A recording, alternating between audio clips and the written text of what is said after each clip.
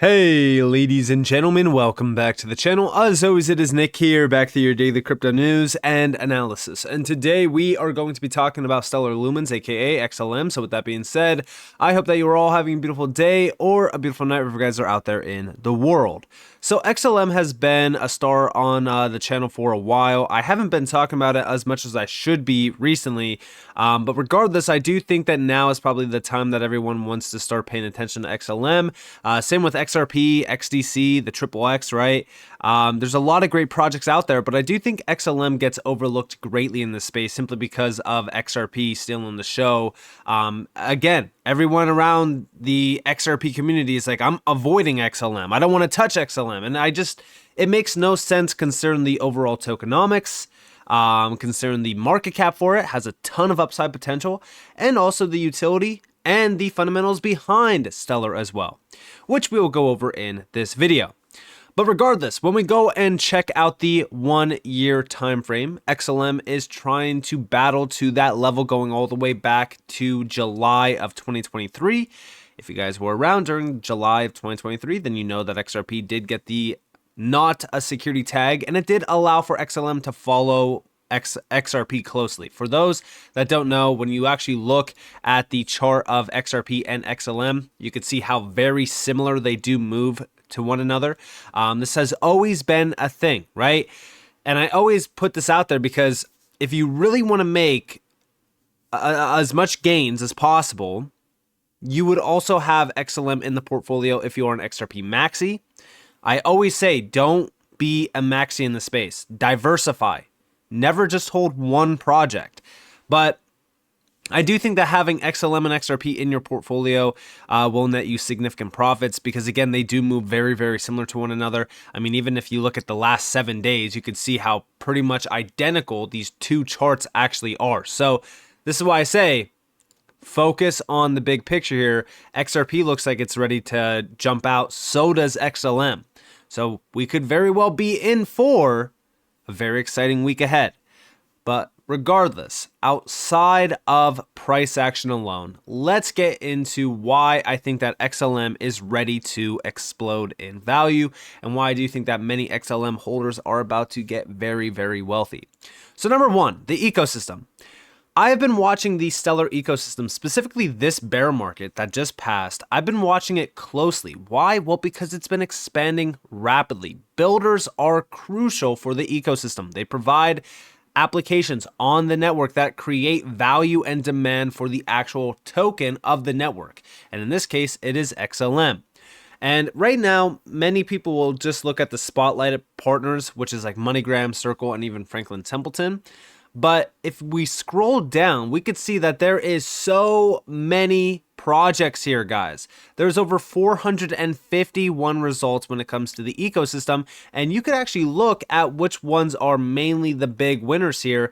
Number one is DeFi. There's over 157 DeFi projects on Stellar, and a lot of these are great projects that I've mentioned in the past as well, and some of these are recent, like Band Protocol. That's a recent integration on Stellar. So there's a lot of great projects right now building and integrating with Stellar, which is providing a ton of demand for XLM as well and for the overall network.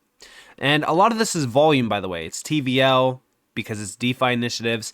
Like I said, when it comes to XLM and you're comparing it to XRP, there's a lot more going on in terms of the actual ecosystem on Stellar than XRP. And that's not me taking a shot at XRP. I'm just saying XRP and the XRP ledger really needs a lot more builders if they are going to try to compete. But we're getting closer to that, which is a big thing. But also remember that Stellar does have an AMM. It also has the it's the big one for institutions. The clawback amendment. That's a big one that they actually have. That's the number one reason why Franklin Templeton actually chose Stellar to push tokenization endeavors with, because of the clawback amendment that Stellar actually has within it. Now, outside of that, there's also the Stellar Community Fund. Now, this is a big one because there has already been 320 million XLM awarded for a lot of projects building out, or at least trying to build out on Stellar and even Sorbonne, which, by the way, Sorbonne is not fully active just yet. We might get into that in this video. If I don't, I will push it in another video. But there's been 500 submissions awarded already, 80 startup camp teams, and 2.1K community members. And you can see some of the impact here. We have revolutionized DeFi. A lot of the big projects are fully focused on DeFi. You can actually see all the projects just by going over to this tab here. So this is all DeFi initiatives. Again, you can go through to this and you can look and see which ones are actually getting granted a lot of the funds. And you can actually see that there is AMMs here, like Comet, for an example, RAM as well. There's a lot of great projects building out here on Stellar. There's also applications, live applications, which is very significant as well, because these are payments, wallets, things like that, really kind of supporting the P2P price action. There's even gaming initiatives, infrastructure initiatives. There's a lot going on here on Stellar, and it is all through these community funds, through supporting builders. I'm very, very excited about this and happy about this as well. Now, outside of this, going back to Franklin Templeton, right? Tokenization endeavors on Stellar is still heating up. Guys, if we go over to rwa.xyz,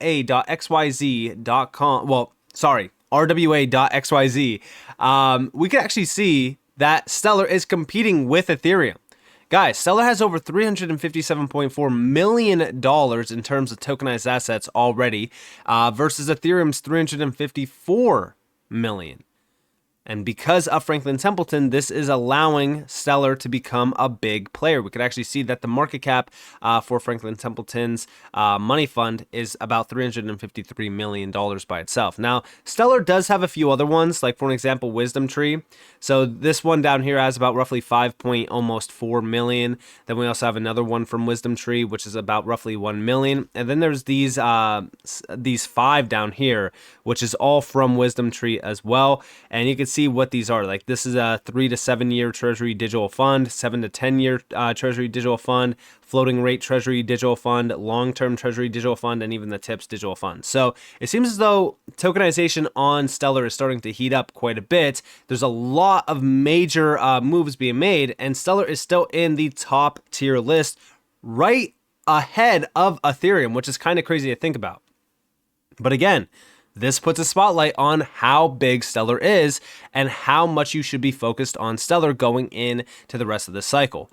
Now, outside of that, when we go to the actual network stats, we could see the full-on stats right now regarding the 24-hour ledger statistics, but also even just the growth of the network itself.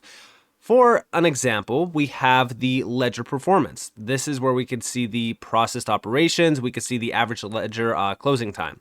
Now, going back into the beginning of the year, so this is January, we had about roughly 282 million plus processed operations at about roughly 5.9 seconds closing time.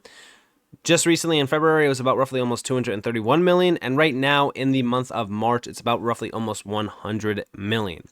Now, the big thing that I'm fully focused on is actually the account growth.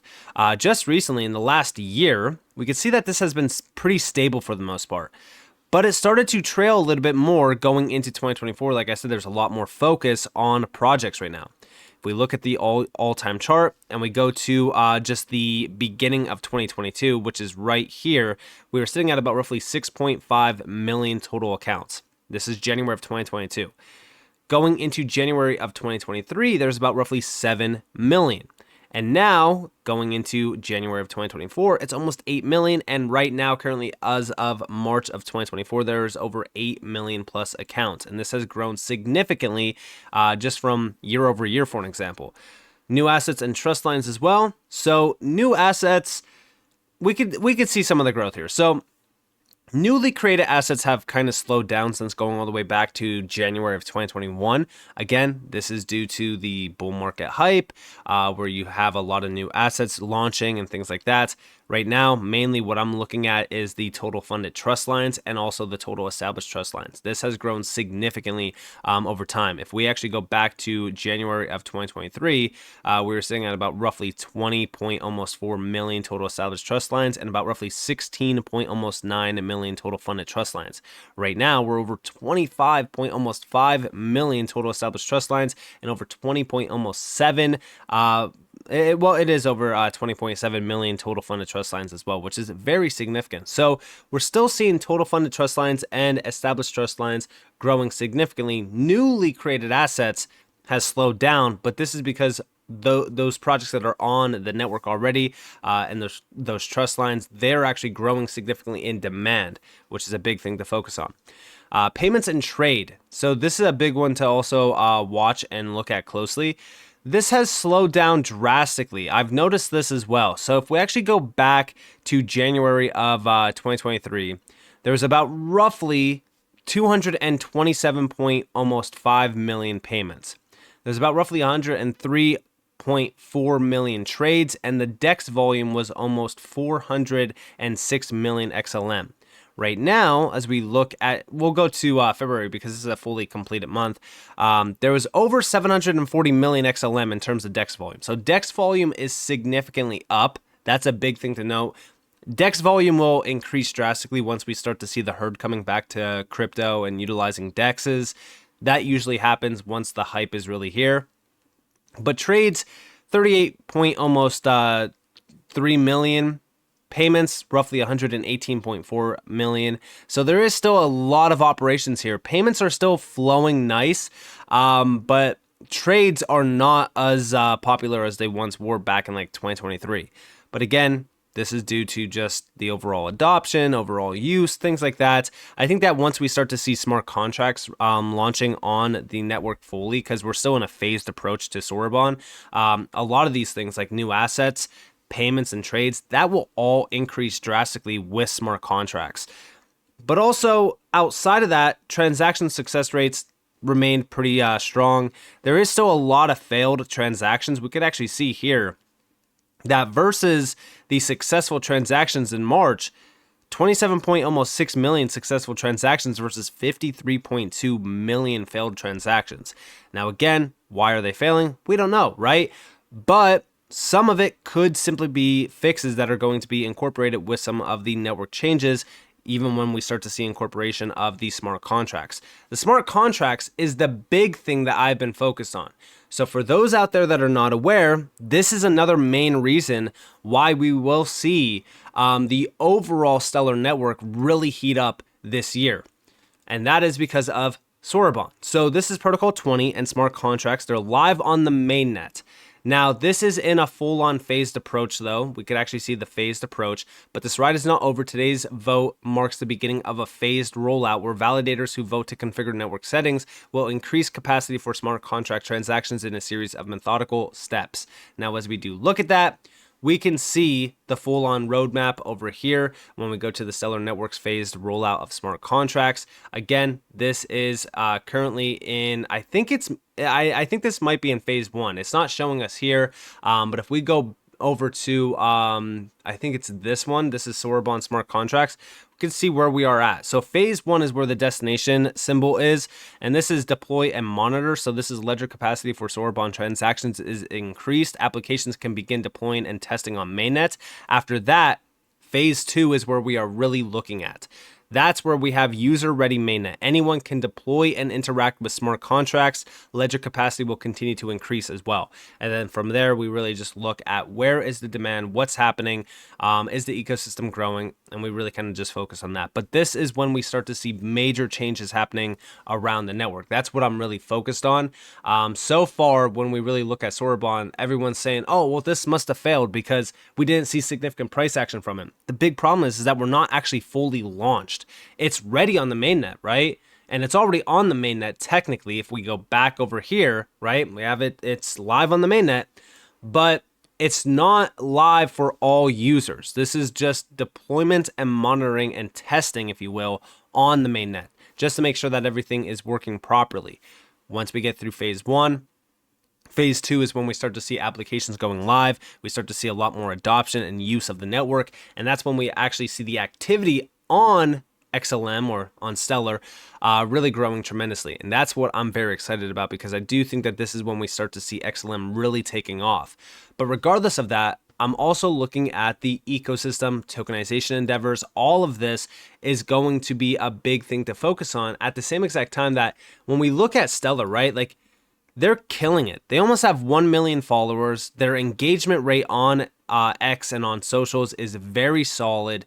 They've been pushing and pushing and pushing live updates. They've been doing integrations. Here's the band protocol integration that happened on March 7th. There's a lot of noise being made by Stellar. So as we really look at what's going on, I do think that XLM is going to be a significant winner this bull run. When we look at the market cap for XLM, 4.3 billion, fully diluted, 7.6 billion. Upside potential, right? Where is it? Well, mainly I'm watching to see if XLM could do a 10x from here, which would take it to about roughly $1.50. I think that that would be a very significant level for XLM, and I think that that would be one of the more conservative outlooks than what most people have been calling for. If we are looking at the past price action, right? So even if we scroll down, like we could see the all-time high from 6 years ago, 2017, 2018, no new all-time high yet, was roughly almost 94 cents. All right. If we're looking at the 94-cent zone and we're addressing where it could go this time around, would it be crazy to say that the all-time high could very well be a 2x this time around, which would be roughly almost $1.80? I wouldn't be surprised by that, but that's why I'm looking at it and saying $1.50 is a safe bet. Again, I'm mainly just watching to see an all-time high being broken. Everyone's anticipating XRP breaking a new all-time high. If we do see a new all-time high for XRP, it really technically means that we're going to see a new all-time high for XLM as well, probably, because again, look at how identical their charts have been over time. They follow each other pretty much to the T. So with that being said, this is why I think that XLM is going to make a lot of people wealthy. Again, price-wise, short-term, long-term, definitely focus on two of those pictures, because in the short term, yeah, we might just go to $1.50. Long-term, as utility does really start to be focused on more, that's still years away. That's when a lot of people get extremely wealthy off of these utility projects, because I think that once we start to see use really picking up and we see mass adoption, the prices that we talk about and the price predictions that we talk about, which again, price predictions, they don't really hold weight until they're realized in. But a lot of those price predictions, a lot of the price talk, I think that all of that gets thrown out the window once we actually see full-on utility and mass adoption of the technology. But regardless, I hope that you guys enjoyed this video. If you guys did, definitely leave a like, subscribe to notifications on for more free content. You guys are more than welcome to follow me on Twitter and join the Discord in the description below. And with that being said, guys, it's been Nick. Thanks for watching. Peace out.